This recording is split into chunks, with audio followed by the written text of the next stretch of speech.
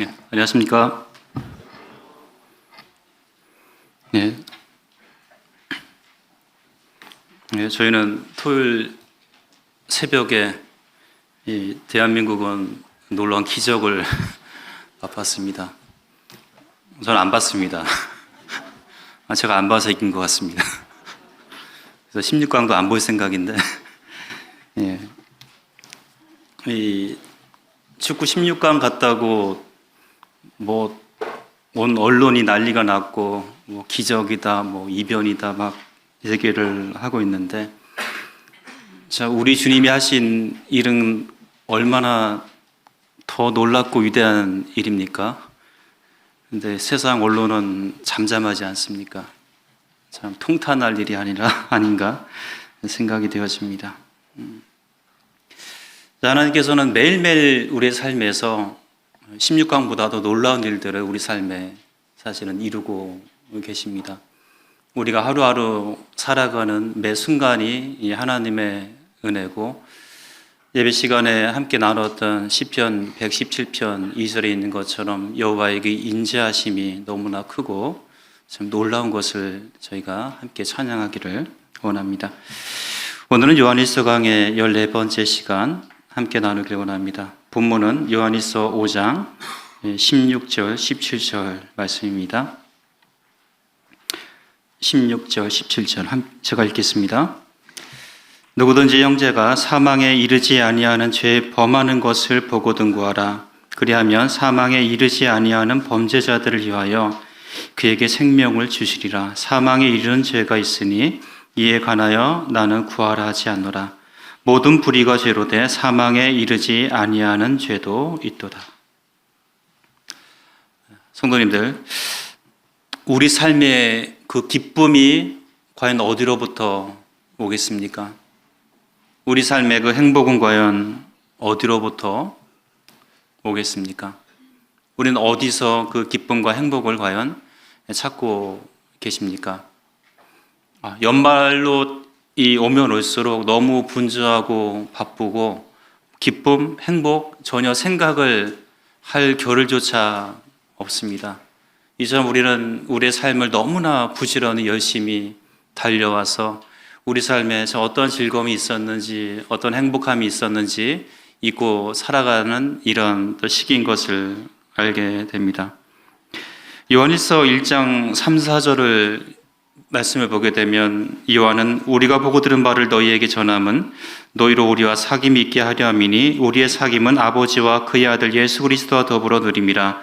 우리가 이것을 쓰면 우리의 기쁨이 충만하게 하려 함이라 고 하신 말씀을 통해서 바로 우리의 삶에서의 그 행복과 이런 이 기쁨이 하나님과 그 아들 예수 그리스도의 사귐 가운데에서 그 근원이 있다, 거기서부터 출발한다라고 이 기록이 되어 있습니다.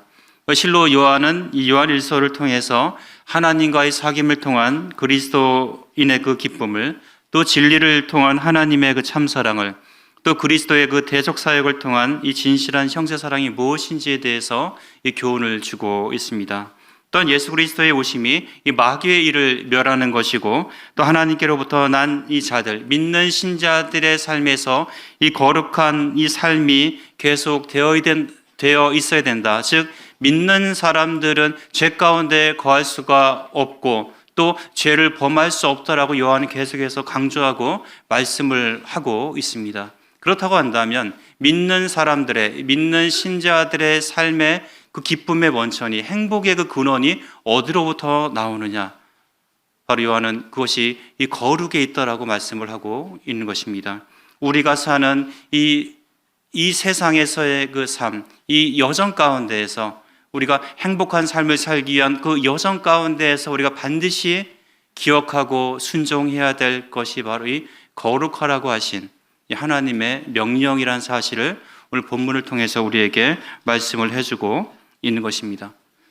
일찍이 이 하나님께서는 이스라엘 백성들을 통해서 이 하나님의 그 인생을 향한 그 계획이 무엇인지를 이미 말씀을 하셨습니다. 신명기 10장 12절 13절에 이스라엘아, 내 하나님 여호와께서 내게 요구하시는 것이 무엇이냐? 곧 내 하나님 여호와를 경외하며 그의 모든 도를 행하고 그를 사랑하며 마음을 다하고 뜻을 다하여 내 하나님 여호와를 섬기고 내가 오늘 내 행복을 위하여 내게 명하는 여호와의 명령과 규례를 지킬 것이 아니냐.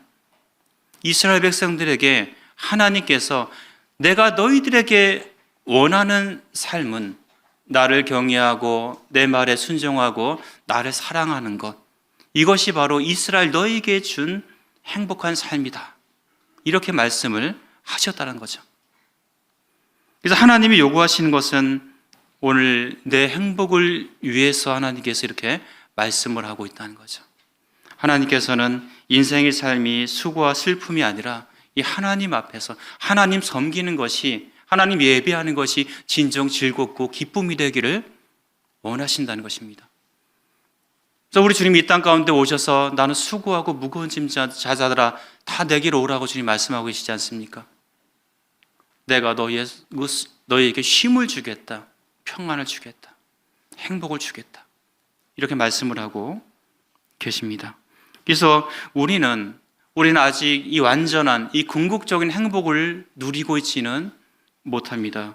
그럼에도 우리는 아직 하나님과 더불어 예수 그리스도와 함께 지금 함께하는 이 삶 가운데서 행복한 그 여정을 지금 함께 떠나고 있는 것입니다. 그럴 때 이 하나님과 함께하는, 이 동행하는 이 삶에 필요한 것이 바로 이 거룩함이라는 거죠. 그래서 오늘은 함께 나를, 이 제목이 행복한 삶으로의 여정, 거룩하라는 제목으로 함께 말씀을 나누기를 원합니다. 어떤 분은 이런 얘기를 해요. 행복한 삶을 살기 위해서는 어떻게 해야 된다? 행복한 사람들이 내 주변에 많이 있어야 된다는 얘기예요. 내가 진짜 행복한 삶을 누리기 위해서는 내 주변에 행복한 사람들이 많이 있어야 된다는 얘기입니다. 이 말은 무슨 말이냐? 바로 행복한 사람들이 내 주변에 많아야 그들로부터 좋은 영향을 받고 내가 또 줄 수 있다는 것입니다. 그래서 우리는 누구랑 많은 시간들을 보내고 있습니까? 바로 믿는 성도들과 함께 많이 보내고 있지 않습니까? 그러니까 어떻게 해야 돼요? 서로가 행복해야 돼요. 서로가 행복하기 위해서는 바로 이 거룩하라고 하신 이 명령에 함께 순종할 그 필요가 있는 것을 보게 됩니다. 그래서 우리는 16절에 있는 말씀처럼 서로의 거룩함을 위해서 기도해야 하는 것입니다. 누구든지 형제가 사망에 이르지 아니하는 죄에 범하는 것을 보거든 어떻게 하라? 구하라, 기도해라, 요청해라, 이렇게 말씀을 하고 있는 것입니다. 어떤 형제가 만약에 죄 범하는 것, 불의를 행하는 것을 보거든 가만히 있어서는 안 된다. 그것을 보았거든 어떻게 하라? 구해내야 된다. 기도해야 된다. 왜? 내가 행복해지려면, 또 그가 행복해지려면 그렇게 해야 된다는 것입니다. 왜냐하면 우리는 아직도 여전히 사망에 이르지 아니하는 죄를 범할 가능성이 여전히 남아있고 그런 연약 가운데 우리가 있기 때문에 우린 바로 이런 부분들을 위해서, 서로를 위해서 기도해야 하는 것입니다. 누군가 나를 위해서 기도해 준다고요? 이거는요, 너무나 행복한 일이에요. 누군가 나를 위해서 기도해 준다고 했을 때 그것은 너무나 감사한 일입니다. 그래서 우리는 기도의 제목을 나누는 삶들을 살아야 돼요. 서로의 그 연약을, 부족을 나눌 수 있어야 하는 거죠. 주님은요, 이 마태복음 26장에서 공생애 가운데 마지막 기도를 하십니다. 그 유명한 이 겟세마네 기도를 하십니다. 이 복음서를 보게 되면 주님은 주로 이 새벽 미명에 일어나서 따로 한적한 곳에 가서 홀로 기도하시는 일이 많았습니다. 그 혼자 기도하는 시간을 많이 가지셨던 주님께서 마태복음 26장에 주님의 공생애의 마지막 순간에는요, 제자들과 함께 기도하기를 원하셨다. 이 스승인 이 주님께서 그 제자들에게 내 마음이 지금 매우 슬프다, 고민스럽다, 죽을 것 같다, 이렇게 말씀하세요. 그리고 뭐라고 말씀하십니까? 나와 함께 깨어 기도해 줄 것을 요청하십니다. 함께 깨어서 기도해 달라고 주님께서 이렇게 외치세요. 제자들이 어떻게 했습니까? 제자들은 이 일에 실패했습니다. 주님과 함께 깨어있는 이 기도하는 일에 그들은 실패했어요. 그들은 너무나 피곤해서 자고 있었다는 얘기죠. 자는 그들을 주님 깨우시지 않습니까? 주님은 너무나 외로우셨습니다. 아버지는 그 아들의 기도에 침묵하셨습니다. 그래서 바로 이 기도하는 일에 나의 기도 제목에 누군가 함께 해준다는 것, 이것은 너무나 행복하고 감사한 일이라는 거죠. 그래서 우리는 이 서로의 행복을 위해서 이 기도 제목을 나누는 삶들을 사셔야 하는 것입니다. 그 기도 제목을 들었을 때 우리는 기도해 줄 수 있어야 하는 것입니다. 그래서 이 일은 16절 첫 절에 있는 것처럼 누구든지 그렇게 해야 돼요. 나는 아닐 거야. 나는 죄와 상관이 없어. 이게 아니라 이 말은 나는 아닐 거야라고 하는 그 전제 자체를 무효화시키는 거죠. 누구든지 그럴 수 있다는 얘기입니다. 이 죄는 그리스도인의 삶을 너무 비참하고 불행하게 만듭니다. 우리는 이 죄를 단순한 연약, 부족, 질병, 결핍이야 이렇게 여겨서는 안 되는 것입니다. 모든 이 죄의 기준은 하나님께서 판단하시기 때문에 우리는 그 모든 것들을 자기 합리화시키지 말고 하나님 앞에 정직할 필요가 있다는 거죠. 그래서 그리스도인과 이 죄는 전혀 무관하지가 않습니다. 그리스도인들은 이 죄에 대해서 더 감각이 있어야 돼요. 왜냐하면 그 영이 살아있기 때문에 그렇습니다. 이 영이 죽은 사람들은, 거듭나지 않은 사람들은 죄에 대한 감각이 없습니다. 자신이 죄인인 걸 몰라요. 이것이 왜 죄인지 알지 못하지만 영이 살아있는 자들은, 이 거듭난 자들은 이 하나님께서 주신 이 말씀에 그 비침이 있기 때문에, 또 성령이 우리 안에 계시기 때문에 분명 무엇이 죄인지를 분명히 분간해낼 수 있게 하셨다는 것입니다. 그래서 우리는 나의 죄뿐만이 아니라 이 공동체에 들어오려고 하는 죄, 때론 이 들어온 죄에 대해서 분명히 분별해낼 수 있어야 하는 것이죠. 어떤 목사님이 이제 설교를 해요. 무거운 죄에 대한, 죄의 짐에 대한 설교를 이 주제로 해서 설교를 합니다. 한 젊은이가 이제 목사님을 찾아와서 이렇게 묻습니다. 목사님, 죄의 짐이 무겁습니까? 저는 하나도 무겁게 느껴지지 않습니다. 목사님은 이제 그 청년에게 다음과 같이 얘기합니다. 죽은 시체에게 돌을 올려놓으면 그 돌의 무게를 느끼겠습니까? 느끼지 못합니다. 마찬가지로 영적으로 죽은 사람 역시 죄의 무게를 느끼지 못합니다.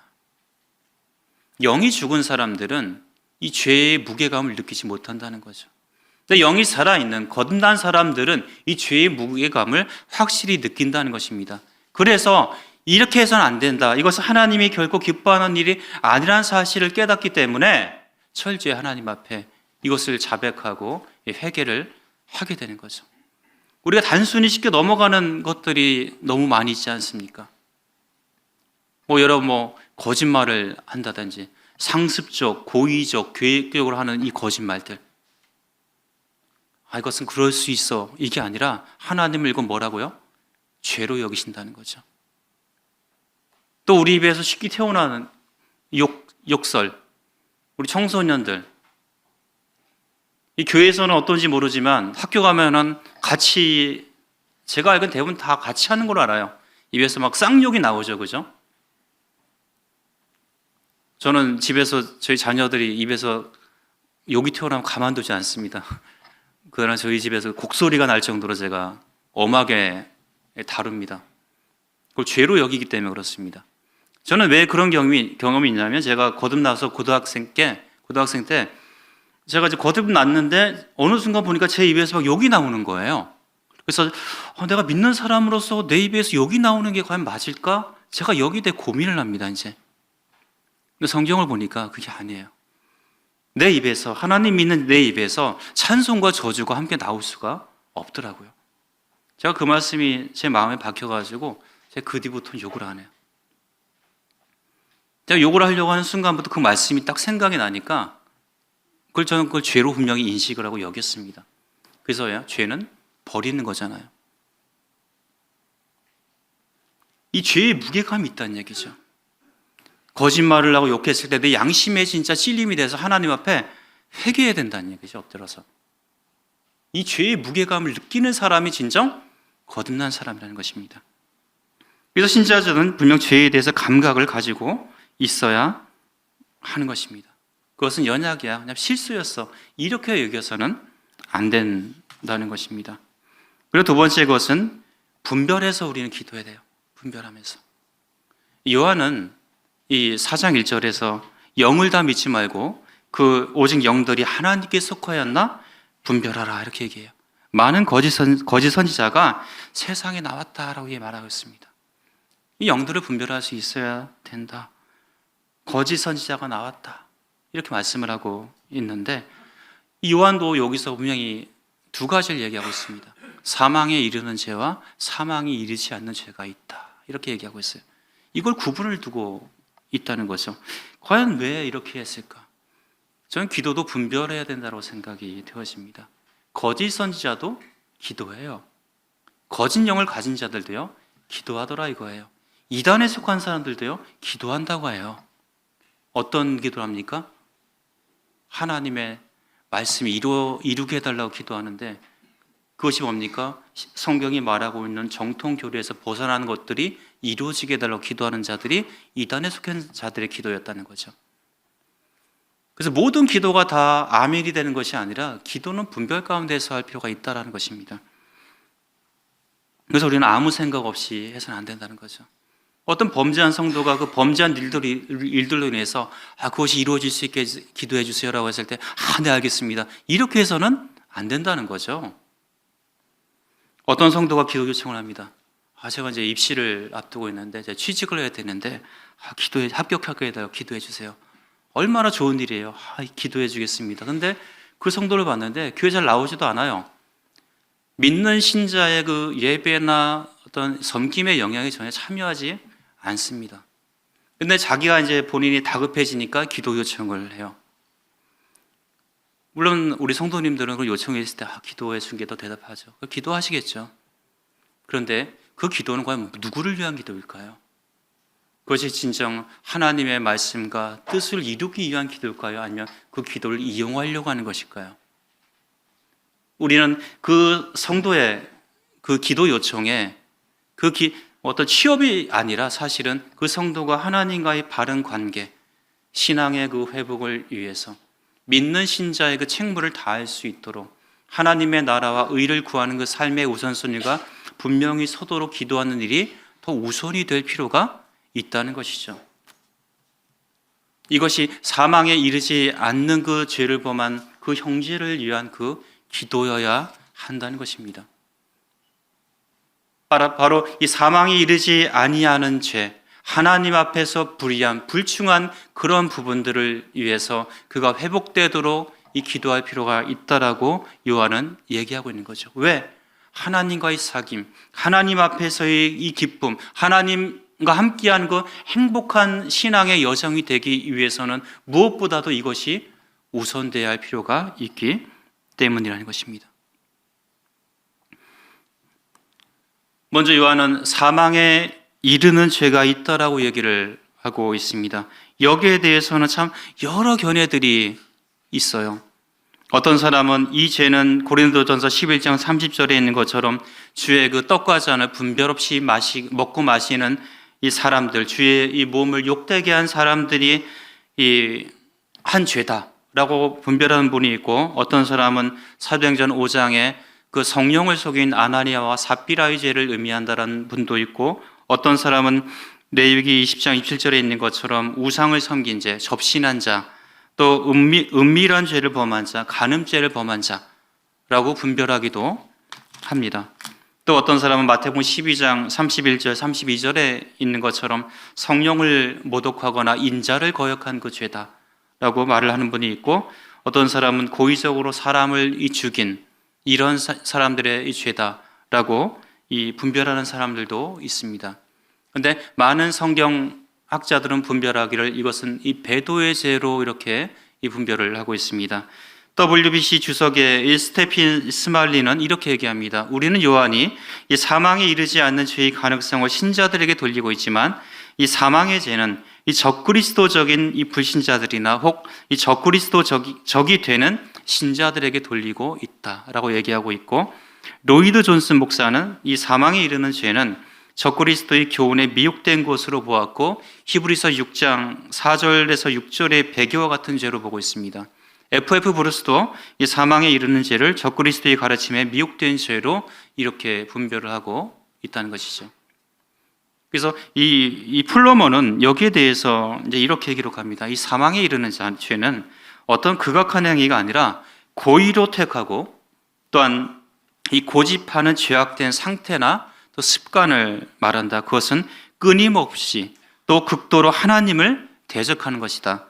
이 서신의 문맥에 의하면 어둠을 빛보다 더 좋아하고, 거짓을 이 진리보다 더 좋아하고, 죄를 의보다 더 좋아하고, 이 세상을 아버지보다, 영적인 죽음을 영원한 생명보다 더 좋아하는 것들을 가리킨다라고 말하고 있습니다. 그래서 요한일서를 전체적으로 봤을 때는 실질적으로는 4장 3절이나 5장 5절에 있는 것처럼 예수 그리스도의 그 성육신과 또한 하나님의 아들 되심을 믿지 않는 이런 죄, 이런 기본적인 우리가 이 정통 교리에 속하지 않는 것들을 따르는 이런 자들을 사실은 사망에 이르는 죄를 범한 자들로 볼 수가 있는 것입니다. 근데 여기에 대해서 요한은 그런 자들을 위해서 절대 기도하면 안 되라고 얘기하는 것이 아니라, 나는 여기에 대해서 구하라고 하지는 않겠다. 그러니까 여기에 그것을 위해서 간절히 기도하라고까지는 얘기하지는 않겠다. 왜냐하면 그들은 이미 의도적으로 고의적으로 그런 하나님을 대적하기로 작정한 자들이기 때문에, 그런 자들을 위해서 영적인 힘들을 낭비하기보다는 우리는 우리 주변에 있는, 내 주변에 있는 이 사망이 이르지 아니하는 죄를 범한 성도들을 위해서, 그들을 위해서 기도하는 것이 더 어쩌면 더 나은 것이다 라고 이렇게 말씀을 하고 있는 것이죠. 그리고 두 번째, 우리는 사망에 이르지 않는 죄, 우리가 일상적으로 사실은 살다가 짓는 이 수많은 또 죄가 있을 수 있지 않습니까? 그런 죄들을 보거든 어떻게 하라? 구하라고 말씀을 하고 있는 거죠. 그래서 6절을 보게 되면 사망에 이르지 않은 범죄자들을 위하여 저에게 생명을 주시리라. 하나님께서 그 생명을 지켜주시겠다고 말씀을 하고 있는 것입니다. 그래서 그들을 위한 중보 기도를 하는 것이 바로 우리는 이 공동체의 행복을 위해서, 또 나의 그 기쁨을 위해서 사실은 그렇게 할 필요가 있다라고 성경은 우리에게 말씀을 하고 있습니다. 또한 두 번째는 17절에 있는 말씀처럼 모든 불의가 죄라고 말씀을 하고 있어요. 그래서 이 불의에 빠져서 거룩함을 잃지 말아야 하는 것입니다. 모든 불의가 죄라고 얘기하고 있습니다. 고린도전서 13장 6절에 불의를 기뻐하지 아니하며 진리와 함께 기뻐하고, 무엇이요? 사랑은. 사랑장에서 이 사랑은 뭐다? 불의를 기뻐하지 않는다. 이 사랑이란 말 대신 우리가 주님을 두면 주님은 불의를 기뻐하지 않는다는 거죠. 그러니까 주님이 기뻐하지 않는 일을 믿는 신자가 어찌할 수 있겠습니까? 거룩하신 주님께서 거룩한 삶을 살지 않는 신자들을 어찌 기뻐하실 수 있겠습니까? 불의를 기뻐하지 않는다는 것은 이 두 가지를 의미합니다. 첫 번째는 자신의 죄를 합리화시켜서는 안 된다는 거예요. 내 죄를 합리화시켜서는 안 된다. 고린도전서 5장을 보게 되면 음행의 문제로 인해서 이 고린도 교회가 어려움에 빠집니다. 바울이 이 일을 책망을 해요. 이 불륜의 죄를 저지른 이 고린도 교회 일부 성도들에게 말씀을 하는데, 5장 2절을 보게 되면 그리하고도 너희가 오히려 교만하여져서 너희가 그런 죄를 지고서도 오히려 어떻게 했다고요? 교만해졌다는 겁니다. 어찌하여 통한이 여기지 아니하고 그 일 행한 자를 너희 중에서 쫓아내지 않느냐. 아무런 조치도 취하지 않는다는 얘기입니다. 그리고 6절에서 뭐라고 얘기합니까? 너희의 자랑하는 것이 옳지 않도다. 어떻게 합니까? 그들이 오히려 교만해졌고 오히려 자랑하고 다닌다는 얘기입니다. 한번 그딴 일 가지고 얘기를 해, 교회에서.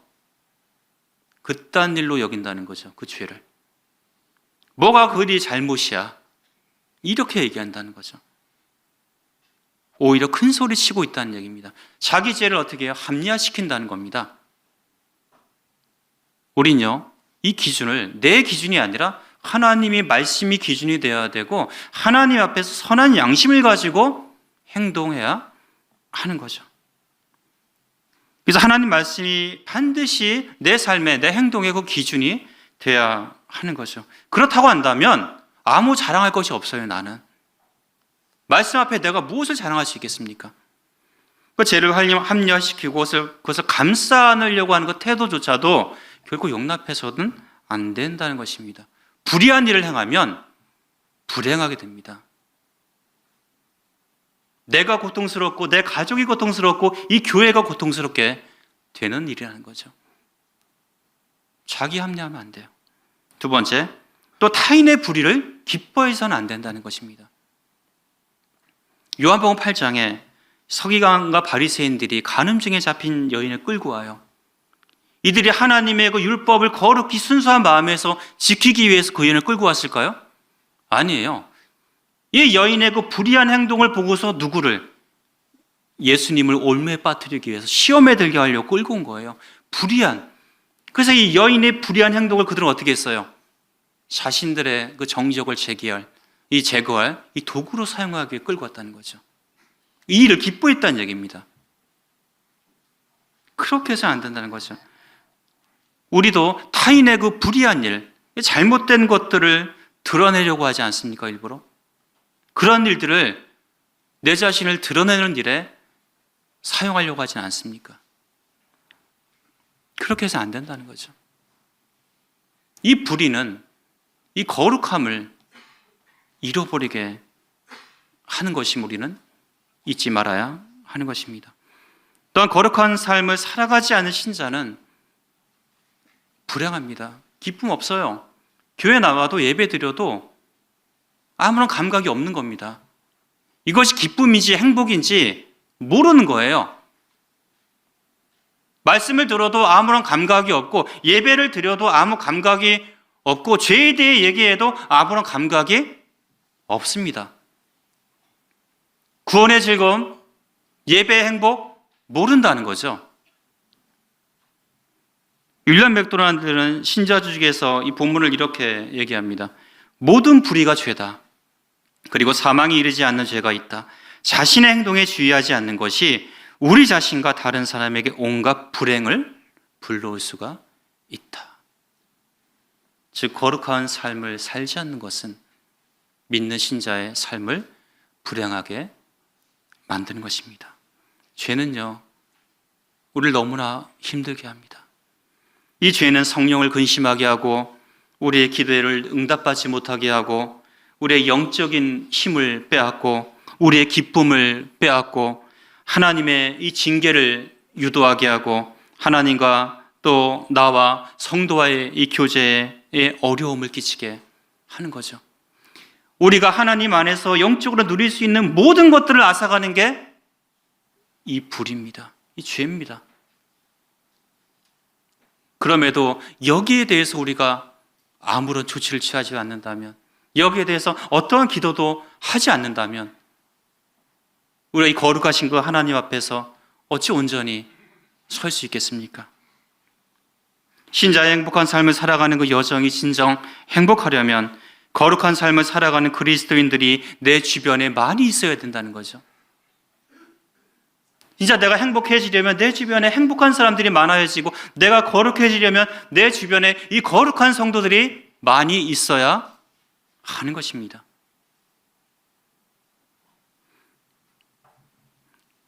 영지주의자들은, 이 당시 영지자들은 이 계속해서 교회를 어렵게 했고 성도들을 어렵게 했습니다. 그들 가운데 있는 기쁨을 뺏어가는 일들에 이들은 굉장히 열심을 냈다는 거죠. 그들은 자신들이 하는 그 행동이나 자신들이 짓는 그 죄는 어떤 경험적인 지식을 증가하는 것이지 그것은 결코 악한 일이 아니야. 그것은 더욱더 의를 증진시키는 일이야. 자기 합리화를 시키고 있었다는 거죠. 이런 궤변에 대해서 요한이 단호하게 얘기합니다. 모든 불의가 죄다라는 것입니다.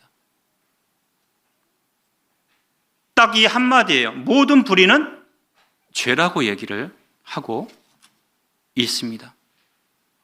요한이 앞서 무엇을 얘기하고 있습니까? 의를 행하는 자마다 하나님께로부터 난 자다. 하나님께로부터 난 자는 의를 행하는 자다는 거죠. 의를 행하는 것이 뭡니까? 하나님의 뜻대로, 그 말씀대로 사는 것이 않습니까? 우리는요, 은사를 따라 섬기는 것이 의를 행하는 것입니다. 또한 신자의 그 책무를 다하는 것이 의를 행하는 거예요.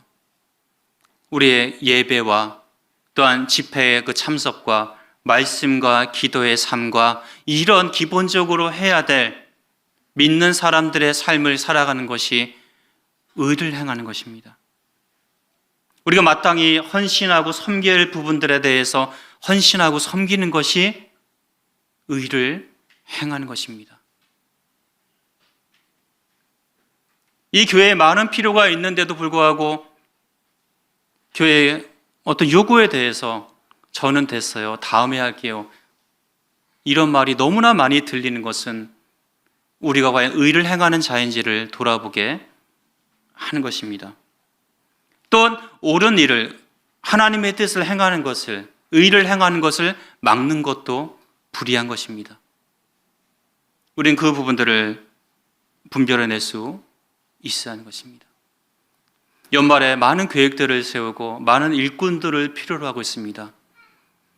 근데 안타깝게도 많이 들려오는 소리가 됐어요, 저는 아닌 것 같습니다, 다음에 할게요, 이런 얘기들이라는 거죠. 나는 주님에게 주신 은사를 나는 이 교회 가운데 어떻게 섬길 것인가, 나는 어떻게 의를 행할 것인가. 지금은 이런 일에 이 개인주의가 아니라 이 공동체가 어떻게 함께 주를 섬겨갈 것일까, 이걸 고민하는 시대여야 된다는 거죠. 세상의 흐름이 아니라 성경의 원리대로 살고자 하는, 그런 헌신되고 충성되고 하나님께 삶을 드리길 원하는 이 충성된 자들이 많이 일어나야 될 이런 시대 가운데 우리는 있습니다. 그래서 우리는 바로 이 사망이 이르지 않는, 용서받을 수 있는 죄가 있는 다른 사람의 회복을 위해 기도함으로써 형제의 사랑을 나타내어야 하는 것입니다.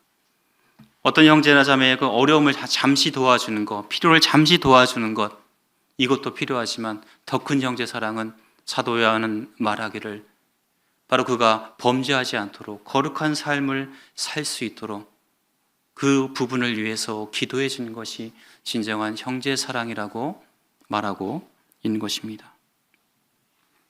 결론입니다. R.C. 스프로울은 거룩함으로 나아가라는 책에서 이렇게 얘기합니다. 오늘날 교회가 세상으로부터 많은 비방을 받고 외면당하는 이유는 세상이 악하기 때문이기도 하지만 안타깝게도 많은 경우 교회가 거룩하지 않아서다. 거룩함으로 나아가는 교회와 성도는 많지 않다. 오늘날 교회가 힘써야 할 부분은 사회봉사나 좋은 여론을 만들어내는 것이 아니다. 교회는 본래 부르심에 충성해야 한다. 악한 세상으로부터 불러낸 우리 성도라는 이름에 합당한 삶을 살아야 한다. 교회 회복은 교회의 정치 구조나 프로그램, 정형화된 사역 스타일이 달린 일이 아니다.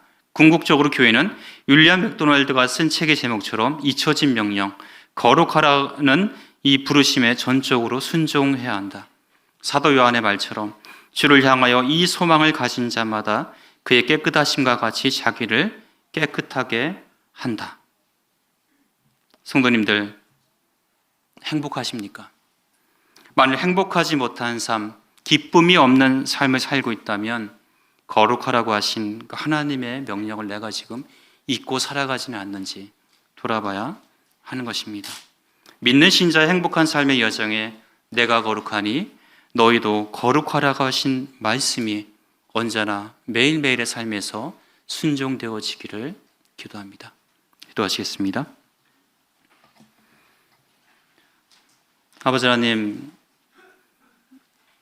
이스라엘에게 주신 말씀처럼 참 우리 인생의 행복을 원하시는 그 하나님의 뜻을 알게 됩니다. 그러기 위해서 하나님을 사랑하고 경외하고 또한 그 말씀에 순종하는 거룩한 삶을 살아가는 것이 참 하나님과 함께 동행함으로 얻게 되는 기쁨이요 행복인 것을 알게 됩니다. 죄로 여기게 하시고 죄를 자백하고 회개하는 삶을 통해서 하나님과의 교제, 그 사귐을 통한 기쁨의 충만함을 성도들이 누릴 수 있도록 인도해 주시기 바랍니다.